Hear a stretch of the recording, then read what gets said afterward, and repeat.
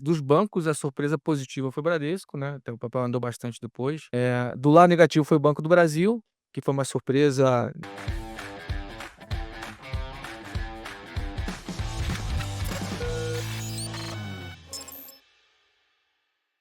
Vamos falar um pouquinho de bancos. Você trouxe aqui a expectativa negativa para Banco do Brasil, né, Foi pior. quem deixou a gente deixou avisado, você acertou, mas não acertou na magnitude, Exato. né, mas os outros resultados também você falou que o Bradesco tinha uma melhora sequencial, o Itaú deveria ser um dos melhores bancos. Acho que dos bancos, a surpresa positiva foi o Bradesco, né, então o papel andou bastante depois.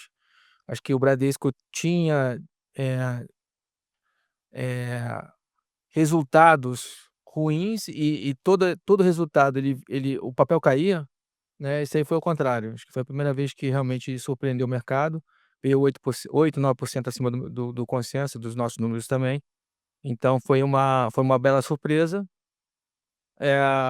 O mercado estava dividido entre neutros e compras, a gente estava do lado de compra, porque a gente acreditava que o banco ainda tinha capacidade de fazer o turnaround, apesar de ter desapontado um pouquinho nesses últimos trimestres a velocidade desse turnaround, mas acho que esse trimestre mostrou um pouquinho mais de evolução na receita, a receita de juros, que puxou os números para cima, né.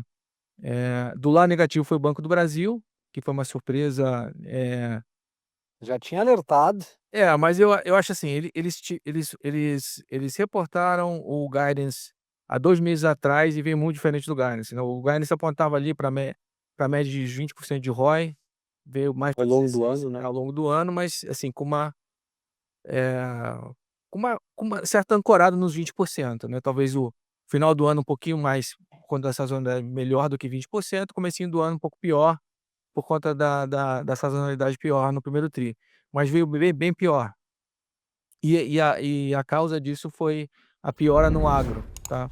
Eh, Também aliada, aí que exacerbou esse impacto, foi a nova regulação, a 4966, que traz as provisões, prospectivas, né, as provisões por perdas esperadas do que perdas incorridas.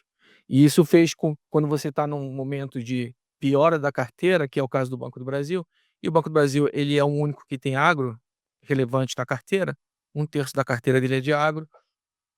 Quando aquilo começa a piorar, ele já entra com um provisionamento na frente, fala assim: "Ó, minha carteira vai precisar não sei quantos milhões no caso, bilhões de reais a mais de provisão". Então ele saltou de uma provisão para agro de 3 bi no último tri, para esse trimestre agora de 5,2 bi. Então teve um salto aí de 2,2 bi, fora isso o impacto na receita, porque quando você, entra no módulo que chama de estágio 3 e agro tem muito disso, porque é aquele bullet que você paga só no final, então ele vai acruando a receita ao longo do tempo. Quando você entra nesse estágio 3, eh, você não pode mais acruar a receita. Então parte da receita desapareceu, 1 bi, foi embora. E por que isso? Porque parte Fora a parte da expansão de carteira carteira, né. Ele parte da carteira dele estava em renegociadas aí já. E aí nessa virada ele foi para o estágio 3. entendi. E acabou e fora o que impacta também o crescimento para o longo do ano, porque imagino Sim. que ele seja um pouco mais diligente agora ao se expor ao agro também, né. Ah, Que não vai querer emprestar para um cara que já não tá pagando ele, né. ele não só, teve um resultado ruim, mas como o guidance dele, ele não deu um novo Ele guidance. descontinuou ou Ele falou: "Ó, essas 3 linhas aqui a gente vai esperar um pouco mais". E geralmente as empresas não fazem isso, eles vêm com um novo número, né. Então isso me mostra que ainda tem uma parte incerta ali das despesas e das receitas, né, porque ele descontinuou as 2 principais, que é a receita com juros e provisão, em relação ao agro. Então eu acho que, essa piora muito relevante, tão rápido, que me preocupa. Então acho que o segundo tri pode vir até pior que esse primeiro tri, e aí para ter uma recuperação ao longo do segundo semestre.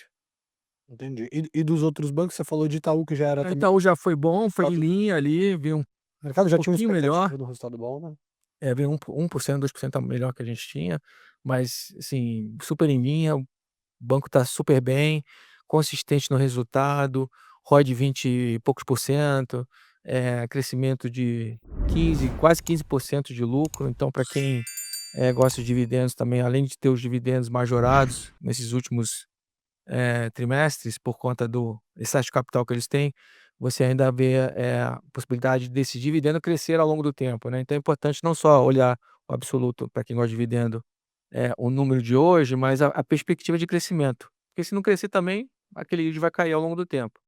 E o Itaú consistentemente, acho que é o banco mais consistente nos ciclos, né, vem entregando isso. E até inclusive foi o nosso tema do nosso, relatório, foi a consistência que ele vem entregando isso, que o difícil não é, até você estava falando, o difícil não é entregar um ROI de 20, por cento, é manter esse ROI acima de 20, né. Porque entregar um trimestre o cara vai lá e mexe na provisão e tal, etc, consegue entregar.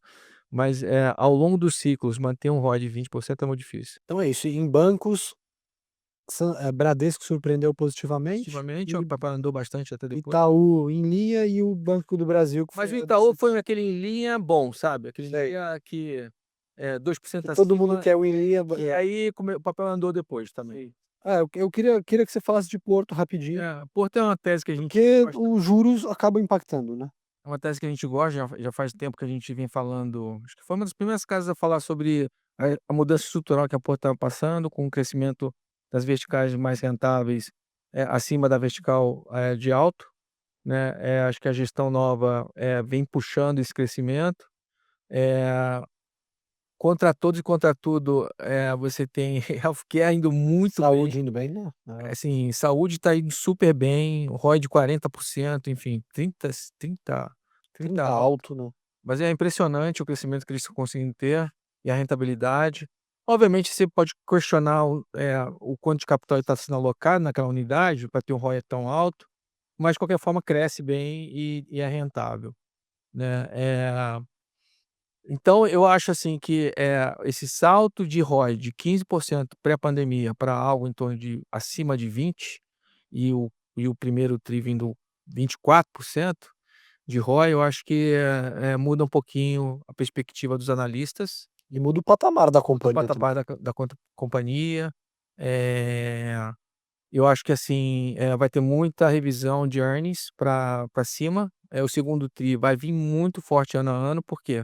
Porque ano passado teve pandemia não, teve, Rio Grande do Rio Sul. Grande do Sul, que impactou os números. Então o crescimento de lucro vai ser alto ano a ano. Obviamente a gente vai olhar o tri a tri mais do que o ano a ano, mas eu acho que ainda vem com um belo crescimento, porque, eu diria 60, 70%, das unidades da Porto teve a sazonalidade pior nesse trimestre. Mesmo assim conseguiu esse lucro todo, é pior. Com exceção do saúde, que é melhor nesse primeiro tri. Então se o saúde deve piorar, mas o resto, os 70%, 60% que seja, deve melhorar. E na contramão, BB Seguridade foi horrível o resultado, né. Beleza, Desastroso. foi horrível, assim, foi ruim, 5% abaixo do que a gente esperava, não foi um desastre completo, Foi menos pior que o mas Brasil. tá na margem ali, né, tá na margem de erro, porque já tinha pouco crescimento embutido, né, é um case que precisa de crescimento de lucro para pagar dividendo, porque é um payout baseado no lucro, né, 80%, 90% payout. Então se o lucro não cresce, fica aquele negócio, né, pô, é um case de dividendo e tal. A renovação dos contratos também não sai, a gente pergunta, eles meio que ensabonetam ali: "Ah, Vai sair. estão olhando, né, de repente, não estamos sem pressa". Então, sim, fica sem trigger, né, Aham. acaba ficando sem trigger. Eu acho, assim, olhando, os números, pra frente, esse aumento de juros é relevante, você está falando de um aumento de juros médio de 30% ano a ano, a gente vê que ainda dá para crescer uns 10% de crescimento de lucro no geral, No no ano, ano né, de fechado. crescimento. Então, assim, espero que tenha surpresas positivas, porque, assim, em termos de lucro, realmente está vindo um pouquinho abaixo do que a gente esperava, tá. A gente tem uma visão que os cases ligados à celulose, eles andam mais do que os cases ligados à mineração, se for feito um acordo, tá. Eu acho que isso é uma informação super relevante, e a gente Não acabou não poderíamos deixar. Caiu bastante, É, né, celulose caiu exato. bastante. E a gente acabou não falando de O que papel que você acha? celulose, porque a parte de papel ali, e aí Ela tá Tanto Klabin umbilicalmente ligada. tanto Klabin quanto o Suzano, né, acabam vendendo a celulose de mercado para a indústria papeleira da China fazer a conversão em papel, né. Então compra celulose e converte lá na própria China mesmo em papel. E a indústria papeleira, ela segurou muito ali a oferta, então os estoques portuários de celulose cresceram bastante nos primeiros meses desse ano. E a gente conversando com as empresas, a gente entende que o reflexo iria vir no preço, né, então, por exemplo, a Suzano não deixaria de embarcar, o volume de Cerrado, mas ajustaria no preço, uma possível redução de demanda, né. E aí a indústria papeleira, ela tende a voltar mais rápido que a indústria de bens duráveis, porque ele está mais ligado, tem um componente mais ligado à parte de serviços essenciais ali, né, alimentação, né, embalagem para alimentos, embalagem ou papel para necessidade básica de consumo, né, por exemplo, absorvente feminino, Uhum. papel higiênico, tudo isso que você precisa consumir, né, independente do que está acontecendo com a economia, você precisa consumir esse tipo de produto, ligado à parte de saúde e higiene, e aí a parte também, né, de food service ali, alimentação e tal, acaba destravando um pouco mais rápido na hora que volta a tarifa, quer dizer que acaba a incerteza de tarifa, porque, do que o consumo de bens duráveis, do que o cara comprar um apartamento, do que o cara comprar um carro, do que o cara comprar um bem durável mais caro, né. Isso está ligado também intrinsecamente ao que a gente tem observado de aumento, né, considerável de poupança do chinês versus o que ele gasta, né. Então o problema da China é destravar consumo, né, porque o chinês tem poupado muito diante das incertezas. Então ele não sabe o que vai acontecer com a economia chinesa por conta das tarifas, ele poupa mais, consome menos. Quando essa incerteza vai embora, ele tende a destravar mais consumo e esse consumo vai vir mais fácil em serviços, que é o que vem inclusive sustentando o PIB da China, né, PMI de serviços sempre acima de 50 e o PMI manufatureiro vinha abaixo de 50 até o final do ano Mas passado. esse cenário ele é mais benéfico pra Klabin ou pra Suzano? Ele é mais no relativo, ele é mais benéfico para a Suzana, porque a Suzana ela é muito mais exportadora exatamente, muito mais exportadora da celulose de mercado do que a Klabin é. A Klabin ela tem uma exposição doméstica um pouco mais considerável, e aí entra um pouco mais essas questões de taxa de juros e tal, aí entra um pouco mais da economia do Brasil, que definem também algumas coisas relacionadas à Klabin. Por outro lado, também a gente viu uma postura um pouco mais, Agressiva. eu diria menos agressiva do Banco Central, pelo que eu entendi da carta do Banco Central, é uma postura de começar a tirar o pé no aumento de juros, né, do ciclo de aumento de juros. Isso contribui para o lado doméstico de Klabin, porque a taxa de juros hoje ela já está dada.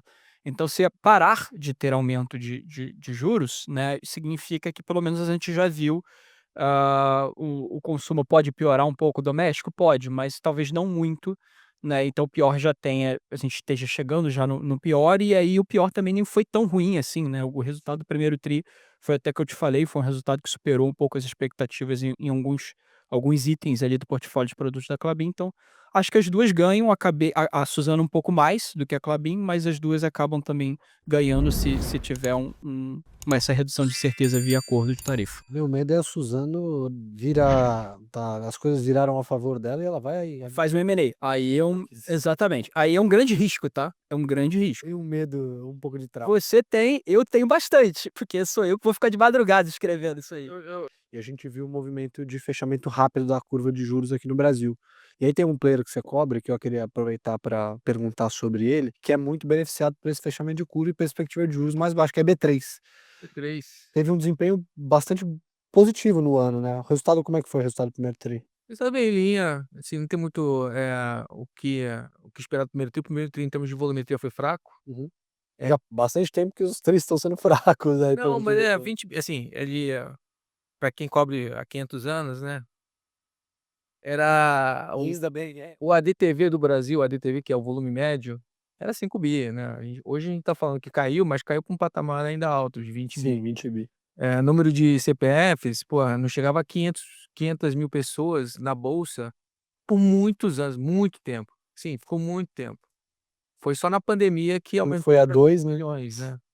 Então, eh esse financial deepening eu acho que veio para ficar, acho que demora até você voltar a ter um boom de novo de pessoas físicas, mas a verdade é que 5 milhões sobre, pô, a população brasileira 220 é nada. é quase nada, Não. né.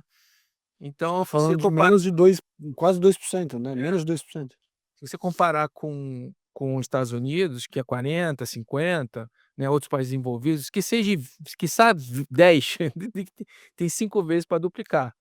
Agora, o Brasil é um país pobre, né, pouco eu acho que a gente tem muito trabalho para fazer na educação financeira, inclusive a gente está aqui tentando, falar um pouco mais sobre isso, mas eu acho que tem um caminho ali para tem uma historinha boa ali por trás. Acho que outros pontos que ajudaram o trimestre, que não está implícito nos números, que os números, acho que como ele reporta também volumetria antes, tem pouco impacto. O pessoal olha mais para frente, vê o volume que está rodando hoje, que foi bom, assim, saiu de 20 bilhões para 28 em abril por conta das tarifas, tem a volatilidade, aí estabilizou agora de volta para 20 e poucos bilhões. Eu acho que são essa dinâmica dos lawsuits, né, dos processos judiciais que ele tem, bilionários, que foram positivos. Começaram a destravar valor. É óbvio que destrava, assim, tem um com o banco Marca e Fonte Sindan que é quase o market cap do negócio, é muito grande, que obviamente a gente acha que não vai ganhar, que a B3 vai ganhar, que o banco Marca e o Sindan não vão ganhar, mas existe toda uma gama de investidores que não investe na B3 por conta desses litígios que ele tem potenciais. Então isso, eu acho, falando com a empresa, que tá mais para perto do que para longe de ser decidido. Se não for esse ano, ano que vem, eu acho que tem um bom destravamento em relação aos litígios. Ele vem ganhou 2 agora rodadas administrativas, que é em relação ao ágio, Da BMF, né? da CETIP. CETIP. Nossa, antes ainda. CETIP não, BMF e CETIP, as 2. Eu acho que foi BMF, tá certo. Foram quebrados em 5 litígios, né, ele ganhou 2, tem um pequenininho agora que para sair, que provavelmente vai ganhar, e tem 2 que escaparam para a justiça comum. Que basicamente ele reaproveitava prejuízo acumulado para Isso, todo mundo faz isso, o Itaú também faz, todo mundo fez, e aí ele vem ganhando isso na esfera administrativa, tá, mas os mais novos. E agora 2 lá eles perderam lá e 2 foram para o judiciário, mas provavelmente vão ganhar também e isso vai destravando valor. Uhum. Do lado negativo, o que a gente pode apontar é Competição, né? a competição. São 2 bolsas entrando, a gente tem, a Base, que fica no Rio, que deve entrar em operação final do ano, se tudo der certo. A gente falou já com os controladores, eles estão começando a fase de teste, vamos ver como é que é, eu tenho que fazer um catch up com eles ainda para ver se realmente vão lançar no final do ano. Vai ser uma bolsa mais tradicional, mais, voltada pro que eles falam que eles vão ter mais, velocidade e telas, né, serviços, que vão ser melhores. E tem a outra, bolsa que vai ser mais focada em derivativos, que é a A5, puts, agora, mas enfim, são ex-sócios da XP, que vai ser mais focada em derivativos, que vem nessa vibe indiana, que teve um boom lá na Índia, que tinha muito play de derivativos, que são derivativos diferentes do que tem hoje. Exóticos. Exóticos, exatamente. Do que tem hoje no mercado. Então isso pode, acontecer no ano que vem, tá?